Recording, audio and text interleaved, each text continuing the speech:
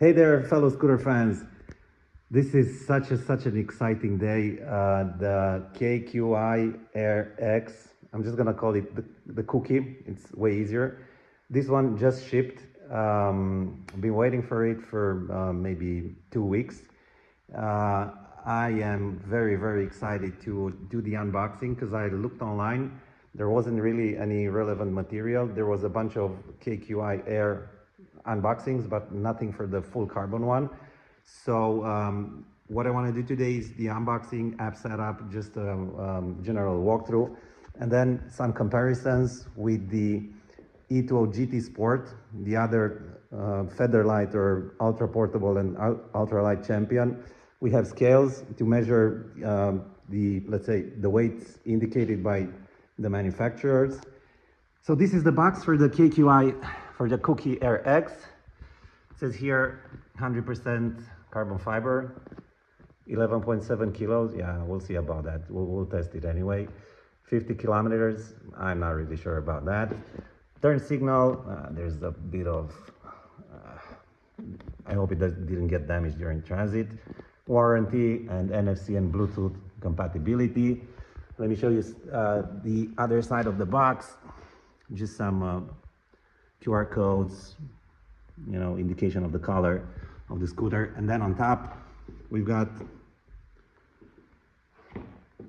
a bunch of warnings, like a 14-year-old age limit, 120 kilograms payload. So with that in mind, let's unbox it. Here we go. Unboxing.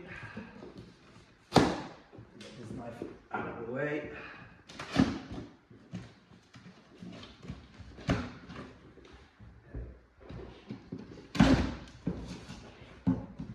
Very possibly right.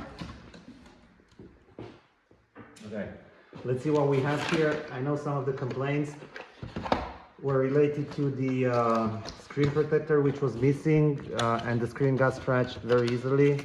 This is a card, some warranty information. Okay, these are some manuals. The pump, the screws for the handlebars. That's fine. I'm just gonna set this aside. Okay, instructions on how to pair the scooter. Okay. And look inside. This is a thing of beauty. It even sounds light. I think I'm gonna be in for a very nice surprise. We got a charger here. Charging cable. Let's get these things out of the way. Can you film here? I don't know what this is. Some sort of residue from the it's got a film protector here. I can see it. A bit of residue from the styrofoam. I hope it's just on the plastic. Okay, let's remove this. Okay, so now let's try and take it out in one go. Okay. Handlebars over here. Okay, let's see if I can make it. I can do it. This is so light. Amazing. Okay. And here. Okay. I'm just gonna slowly pull in place the handlebar. You can see some details here. All right. I'm not gonna screw it in just yet. Okay. Okay. Can you film here the folding mechanism? This is the first time I've used such a mechanism. Fine.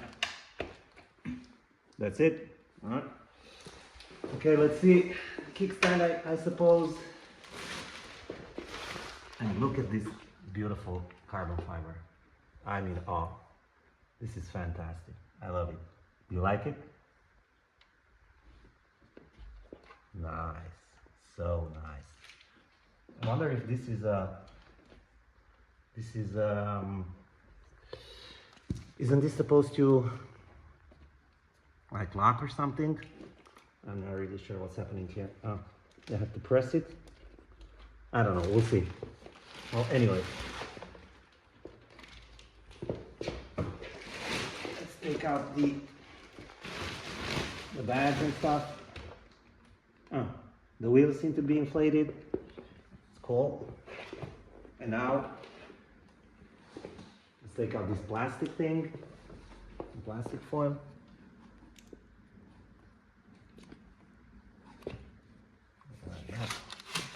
One swift movement. Oh man, this looks so nice. Carbon fiber. Although I think I would have gone for the glossy look if it was available. Yeah, we'll take mate. So handlebar screws are in. Cleaned up some of the styrofoam gunk, but this looks really good.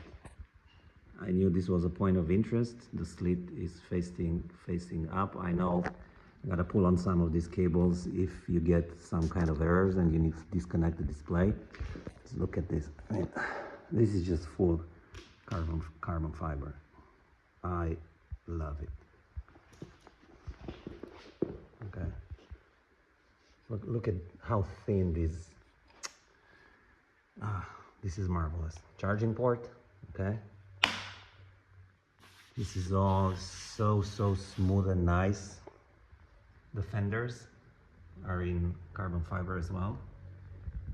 Okay, we've got the underside. Let's take a look at the underside. Yeah, I can see it's plastic. This is going to be one of my concerns because I've bottomed out with the E-twow many times. Okay, the wheel. What does it say in terms of size? Yeah. 9.5, 2.3 inches. I mean, these are hefty tires. I can tell, but the quality and workmanship is absolutely superb on this one. I think over here maybe some. I'm gonna seal with some transparent silicone, waterproof it. Looks pretty tight, pretty durable. But this looks really nice.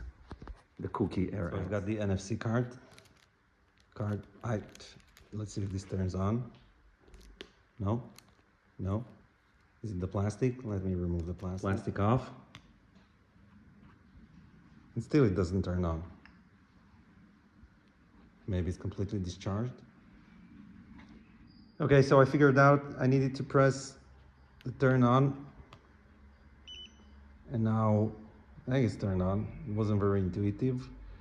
Okay, so half battery charge out of the box, not bad, not stellar either. Regarding the actual screen, there is a some sort of film on it. You can see it's starting to get off.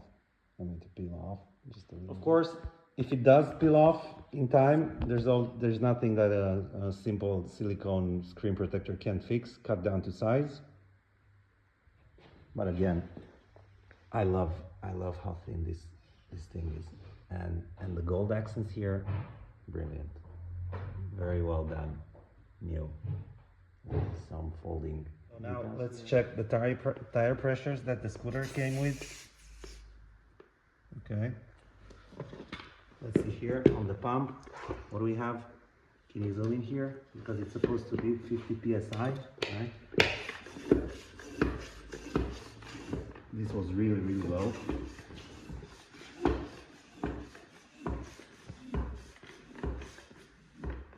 Down here, right here. This is 50 psi, just a little bit more, okay. And we're off. One thing I noticed though, there's this a bit of scuffing in the metal.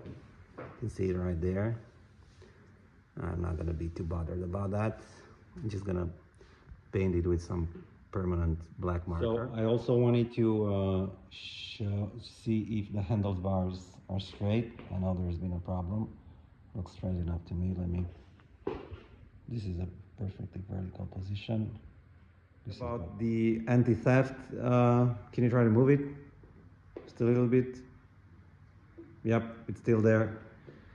Annoying as hell, and no way to remove that, remove this feature from within the app. Neo, please fix this. So, in terms of let's say dimension comparison to the E-twow GT, which GT Sport, which is still very nimble and nice.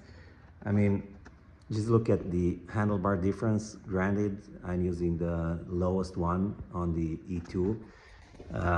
Also, the wheel size is very different. I mean, it's very visible. I'm not sure if the camera actually catches it. The decks are maybe at the same level, but I can visually see that the knee one is maybe 2 centimeters higher. So all in all, this looks like a much more massive scooter. Also the decks, I mean, it's difficult to until you see it in person. This thing looks like the KQI Air X, looks like the kind of scooter that I never wanted, because it feels big and cumbersome, and I'm not really sure that it's an upgrade at all to the GTS. I always loved the, I had a Booster GT, and that thing was about 4 inches or 10 centimeters shorter in terms of the deck size. And it just felt inconspicuous, like it wasn't even there. People were mistaking it for like a children's scooter. Some didn't have any idea that it was electric. But this thing, although premium carbon fiber and everything, looks clunky as hell, to me at least. For now, let's see if I ride it or if I maybe keep it. Not exactly sure at this point. Anyway, I'm gonna have to email Neo, because the scooter had 14 kilometers on it when it got to me, so it's already outside their return policy. So we'll have to see on that. All right, so this is how they look folded and in your hand.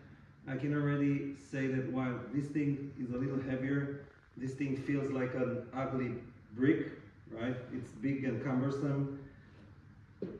There you go, from the side. And the E2 isn't even folded. The handlebars are not folded. There we go. So this Neo is definitely not a scooter to throw in your trunk. This will surely not fit in my trunk anyway. Plus the fact that it has non-foldable handlebars is a nuisance as well for those who want to take it in public transport. I've taken this in public transport, but I don't honestly see how I can get by with this little monster. In conclusion, I think this is just a fabulous product in terms of technology used, and the premium materials and everything looks really good. But it's honestly a lot larger than I expected. It's so much